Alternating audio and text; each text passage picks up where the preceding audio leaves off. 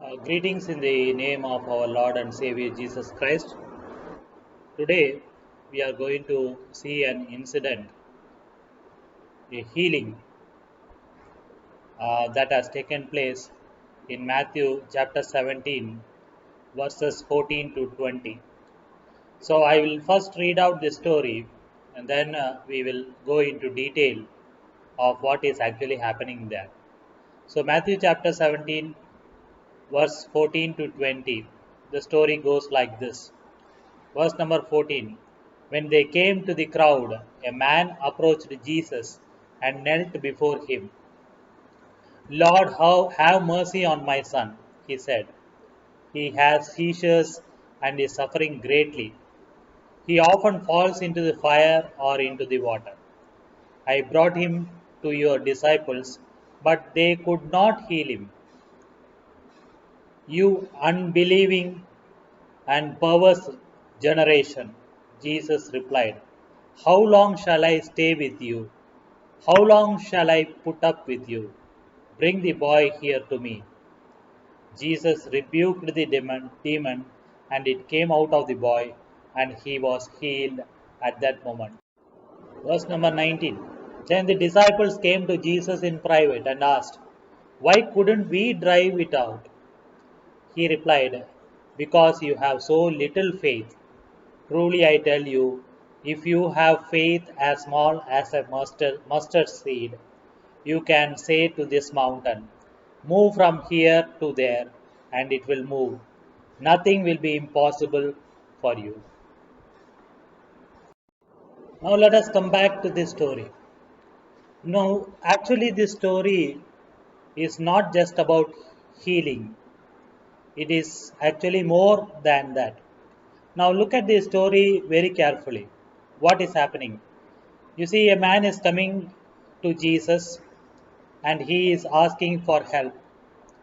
He is saying that in verse 15, Lord, have mercy on my son. He has seizures and is suffering greatly. He often falls into the fire or into the water. And more importantly, he says, before I came to you, actually I took them to your disciples, and the disciples could not heal him. And so here you find that it is a clear indication that Jesus had allowed disciples to handle situations. So the disciples were also involved in the healing process. They were also trying to heal people, because you see here the people, the person whose son was suffering first was brought to the disciples. But now he comes to Jesus and says that your disciples could not heal him. And you see the reply of Jesus.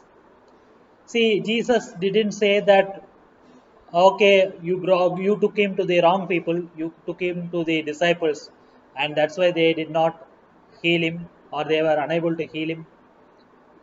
He did not say that. In fact, he got very angry. And so look at the harsh words that he is using. You unbelieving and perverse generation. That means he is now very angry.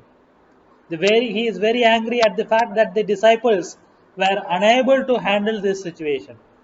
The disciples could not provide healing. And that is why he is angry at them. Look at that. You unbelieving and perverse generation. Jesus replied, how long shall I stay with you? How long shall I put up with you? These are the words he is using. Now, what is he saying? He is saying very clearly that this issue should have been solved by the disciples themselves. You should have done the miracle on the boy. You should have healed that boy. You should have provided healing to that boy, because he was first brought to the disciples. And not only that, he says, how long shall I stay with you? In other words, I am not going to be physically present with you all the time. You see, Jesus was at that particular point of time physically present over there. So had Jesus been absent in that particular place, let us say, then what would have happened? That person would have returned with his son without getting healing. Okay, so because the physical presence of Jesus was there at that moment, at that particular point of time, they brought him to Jesus. They brought him to Jesus. That is why he says, how long shall I stay with you? In other words, he is giving an indication that he is going to go to heaven. After death, he is going to go and then stay in heaven. He is not going to be physically present with us. In that particular sense, what is that you and I are going to do about with the situations that we are going to face? That is what he is trying to drive to the disciples. Because the later part, you know that Jesus, when Jesus has gone away, the same healing, the same miracles are being performed by the disciples on the earth. So now here itself, Jesus Christ is indicating, how long shall I stay with you? How long shall I put up with you? In other words, you keep coming to me every time you have an issue, every time you have a problem. Instead of addressing the problem, with the power of the Holy Spirit that I have given to you, you simply come again and again to me. That is why he is very, very unhappy. That is why he is very unhappy about the situations. And he is saying that you unbelieving and perverse generation. Two words he is using. One is you unbelieving. Unbelieving means you don't have faith. So he is identifying the problem with this generation. You are an unbelieving generation. You don't believe. And that is why, and you are also a sinful, perverse generation. And that is why you are unable to do this a miracle. Or that is why you need to come to me again and again instead of addressing the problem yourself. So this is what we are seeing in this particular portion. Now, when the disciples understood, okay, it was supposed to be like we should have driven out the demon from the person. So they got a doubt and they came to Jesus privately and asked, why couldn't we drive it out? Why couldn't we drive it out? And today we need to ask ourselves this question. Should we every time, do we have power? Do you have power and authority given by Jesus Christ to drive out the unwanted elements in our life, to turn around the bad situations in our life? These are questions that we should ask ourselves. And we should get the answer from what was told to the disciples. Why couldn't we drive it out? Why couldn't we drive it out? Verse number 20, Jesus replied, because you have so little faith. You have very little faith. Truly, I tell you, if you have faith as small as a mustard seed, you can say to this mountain, move from here to there, and it will move. Nothing will be impossible for you. So Jesus Christ says, okay, nothing will be impossible for you. Look at that verse. Nothing is impossible for you. This is not a problem that you cannot do it. You do not have the power over this demon. Okay, you do not have power over this situation. He says nothing will be impossible for you. But the problem is because you do not have enough faith, because you have so little faith. And Jesus uses an illustration which says, you see here, truly I tell you, if you have faith as small as a mustard seed. See, the mustard seed is the very small seed. And deliberately, Jesus Christ is using this example to tell, in other words, that you just don't have any faith. Visibly, there is no faith at all. Even a mustard seed, a small amount, a small seed. To that extent, you don't have faith. And because you don't have faith, you are unable to do these miracles. You are unable to do this miracle. So, this part of the story is more to do with faith and understanding faith rather than the healing. Because you see here, Jesus Christ, first of all, number one, he is upset.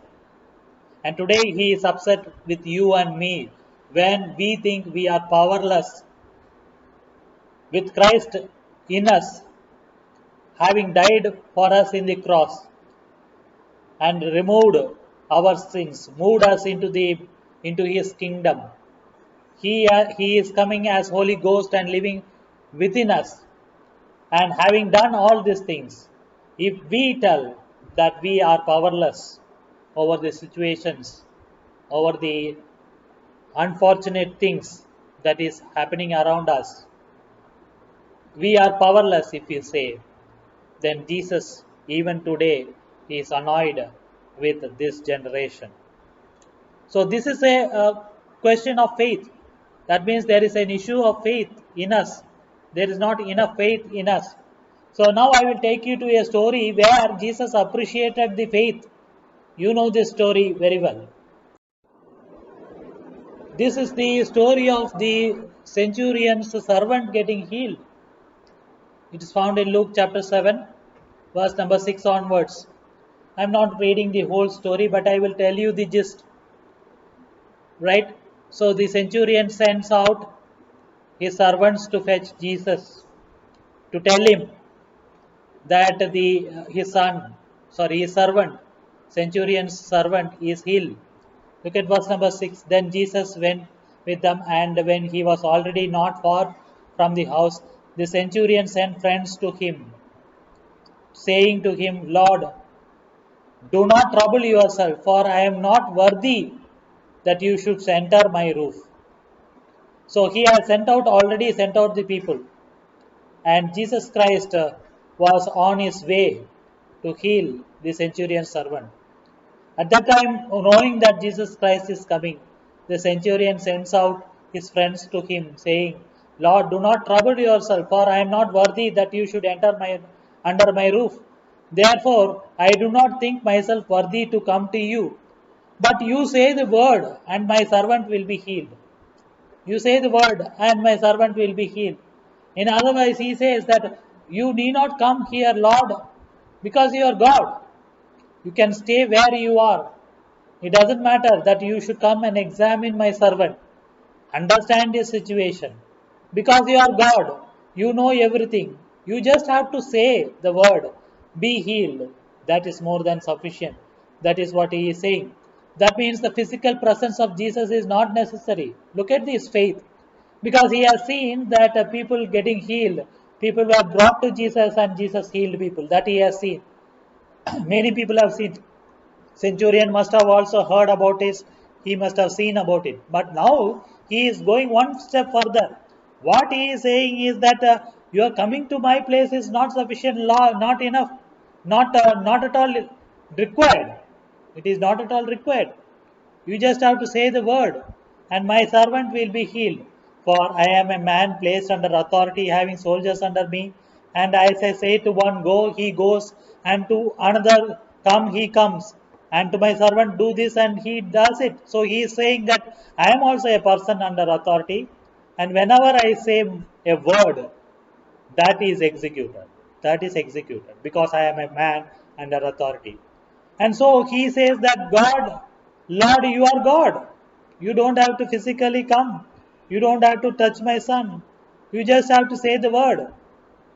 That is more than sufficient because I believe, I know that you have authority. When Jesus heard these things, verse number 9, he marveled at him and turned around and said to the crowd that followed him, I say to you, I have not found such a great faith, not even in Israel. So, this is one time that Jesus appreciates the faith. You see, in the previous story, Jesus condemned the disciples. He was displeased by the disciples, inability to heal that particular boy. And he said very clearly that reason was that he do not have faith. But here you see this man, the centurion, Jesus turns to the crowd and appreciates this faith, appreciates his faith. And he says, I have not found such great faith. There he said, you don't have even the faith of a mustard seed. Here he says, this man is of great faith. Now, what is this great faith about? Let us look at what this great faith is about. And you and I, as children of God, who have the Holy Spirit inside of us, living inside of us, God expects us to take control of the situations. He does not expect us to run to Him every time. He wants us to exercise His power because He is already in us. He is already in us. You just have to speak the word. Are we speaking the word? For that, you should understand what faith is. And when I take you to what faith is in the next slide, you will understand the difference between the disciples' faith, no faith, or very little faith, and the centurion's great faith. Now, let us understand what is faith. The definition of faith. Hebrews chapter 11, verse number 1. Now, faith is the substance of things hoped for, the evidence of things not seen. That means it is already done for you. Healing is yours. Blessing is yours. It's already done for you. The evidence is not seen. The evidence is not seen. But it is a substance of things hoped for. You hope for healing. Healing is yours. You hope for financial prosperity. Financial prosperity is yours. You hope for deliverance from sickness. You hope for deliverance from the evil that is around this world. You have the evidence. It is not yet seen, but there is evidence that it is not going to. It is what you have hoped for. So Hebrews 11:1 says, now faith is the substance of the things hoped for, the evidence of things not seen. So you have to see the evidence with your spiritual eyes and then believe, having received. Because verse number 6 says, but without faith it is impossible to please Him. For he who comes to God must believe that He is, and that He is a rewarder of those who diligently seek Him. You see, here he says it is impossible without faith. Without faith, it is impossible to please Him. That is first thing he says. For he who comes to God must believe that He is. So the first part is easy. Everybody believes that God exists. Everybody believes that God exists. But He wants us to believe not that He just exists. You see here, for he who comes to God must believe that He is. He is what? He is God. He is all powerful. He can do anything. He can turn around my situations. Must believe that He is what He is. He is God. He is more than our circumstances. He is more than our situations. He is more than our failures. He is more than whatever mistakes that we have done in our life. He is God. And then He is a rewarder of those who diligently seek Him. So if I seek Him diligently, I seek Him diligently. In that sense, you should first of all believe that He is God. In other words, He is all powerful. No matter what my situation is, how bad it is, He is God. And then you must also believe that He is a rewarder of those who diligently seek Him. And you and I, if we seek God in our situations, you should have this surety in our heart. Number one, that no matter how bad the situation is, I don't care how bad the situation has become, He is God. He is above all the situations. He is God. Believe that He is. He is God. He is the most powerful. And then, because I have come as a child of God to Him, He will definitely reward me. He will definitely take me out of this situation. That is what He wants you to believe. Now, here you see the centurion. The centurion believed that He is God. He is. Must believe that He is God. And otherwise, he had absolutely no doubt about His power. Look at the doubt. He had no doubt about His power. He said that you did not have to come physically, Lord. You just have to say the word. That's all. Why do you trouble yourself coming over here? Not required. I know what power you have. See, Jesus wants us to understand His power over our situations. Situations are not big as He is. He is all powerful. And then he said, rewarder as who diligently seek him. The centurion diligently sought the Lord for help. And so he was confident, no issues. I have sought his help. And if he speaks the word, that is more than sufficient. That is more than sufficient. And so, how does this faith come? Romans 10 says, so this faith comes from hearing, that is, hearing the good news about Christ.